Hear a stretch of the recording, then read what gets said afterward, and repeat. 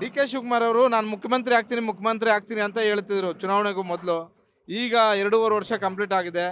ಈಗ ಮುಖ್ಯಮಂತ್ರಿ ಆಗಬೇಕು ಅಂತಿದ್ದಾರೆ. ಇದ್ರ ಬಗ್ಗೆ ನಿಮ್ಮ ಅನಿಸಿಕೆ ಏನು?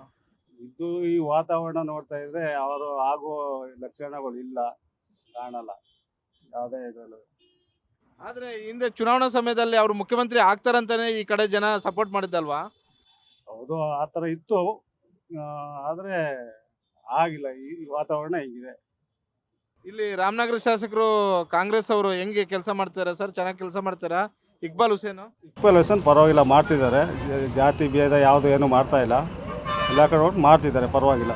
ಈಗ ರಾಮನಗರ, ಚನ್ನಪಟ್ಟಣ, ಮಾಗಡಿ, ಕನಕಪುರ ಇವೆಲ್ಲ ಒಕ್ಕಲಿಗ ಬೆಲ್ಟ್ ಇರುವಂತಹ ಕ್ಷೇತ್ರಗಳು.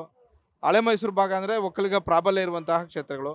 ಈಗಲೂ ಕೂಡ ಒಕ್ಕಲಿಗ ನಾಯಕ ಅಂದರೆ ಯಾರು ಅಂತ ಹೇಳ್ತೀರಾ ಅಂತ? ಒಕ್ಕಲಿಗ ನಾಯಕ ಅಂದ್ರೆ ಈ ಕುಮಾರಣ್ಣನೇ ಅವರು. ಇವಾಗ ನಮಗೆ ಕುಮಾರಣ್ಣನೇ ಈ ನಮ್ಮ ಕ್ಷೇತ್ರದಲ್ಲಿ. ಈ ನಡುವೆ ಇವರು ಬಂದು ಇದು ಮಾಡ್ತಿದ್ದಾರೆ ಇಲ್ಲ ಅಷ್ಟೇ, ಎಲ್ಲ ಕುಮಾರಣ್ಣ.